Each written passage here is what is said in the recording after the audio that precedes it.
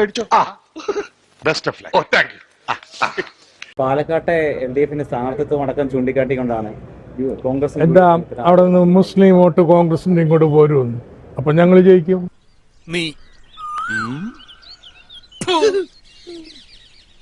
ഒരു റീ എൻട്രിക്ക് ശ്രമിക്കുമ്പോ ആരംഭത്തിൽ അപമാനം.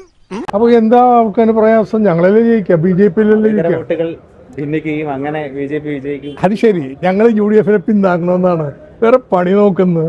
അത്രയ്ക്ക് വേണോ സഖാവേ? ജനങ്ങൾക്ക് അംഗീകാരമുള്ള സ്ഥാനാർത്ഥികളൊക്കെ ഉണ്ട്. ഇങ്ങനെയൊക്കെ കോമാളി വേഷം കെട്ടി നടക്കുന്ന നടന്മാരെയൊക്കെ പിടിച്ച് ഇപ്പൊ എന്താ പറഞ്ഞ? ജനങ്ങൾക്ക് അംഗീകാരമുള്ള സ്ഥാനാർത്ഥികളൊക്കെ ഉണ്ട്.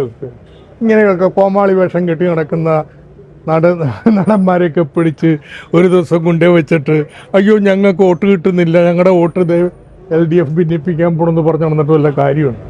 വയസ്സുകളൊക്കെ തോനായില്ലേ? ഇനിയെങ്കിലും ഈ തറ വേലകളൊക്കെ നിർത്തി അവനെ ജോലികൾ ചെയ്ത് ജീവിക്കാൻ നോക്കണേ. ഞാൻ ഇന്നലെ നല്ല പ്രചരണത്തിന്റെ തിരക്കിലായിരുന്നു. ഏകദേശം രാത്രി റൂമിലെത്തിയ ശേഷമാണ് അദ്ദേഹത്തെ പോലെ ഒരു സീനിയർ നേതാവ് ഇത്തരത്തിലൊരു പ്രസ്താവന നടത്തിയെന്ന് അറിഞ്ഞത്. എനിക്കിവിടെ പേരുത്തങ്ങോട്ട് വരും. എന്റെ കയ്യിലെങ്ങാനും ഇപ്പൊ കിട്ടിയാണ്ടല്ലോ സാഗറേ, കിട്ടിയാ ഞാൻ അടിച്ചവരുടെ കാരണയും പൊളിക്കും.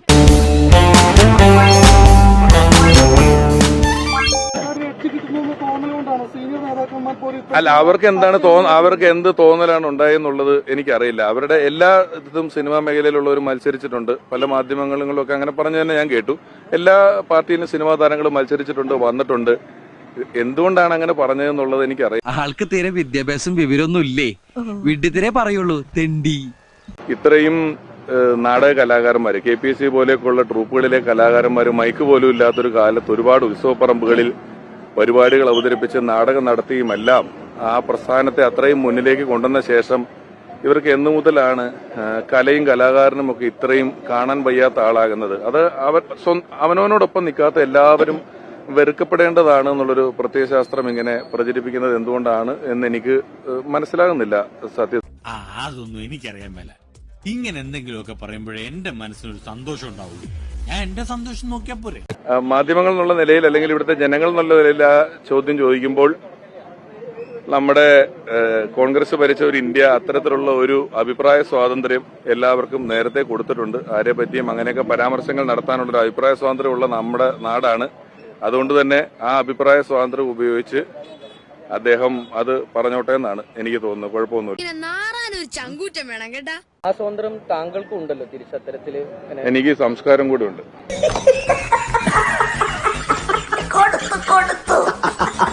ആ സ്വാതന്ത്ര്യം താങ്കൾക്കും ഉണ്ടല്ലോ തിരിച്ചത്തരത്തില്. എനിക്ക് സംസ്കാരം കൂടി ഉണ്ട്. സ്വാതന്ത്ര്യം മാത്രമല്ല ഉള്ളത്. അതുകൊണ്ട് ഈ സംസ്കാരം സമരം ചെയ്താൽ കിട്ടുന്നൊരു കാര്യമല്ല. അത് എളുപ്പത്തിൽ കിട്ടൂല.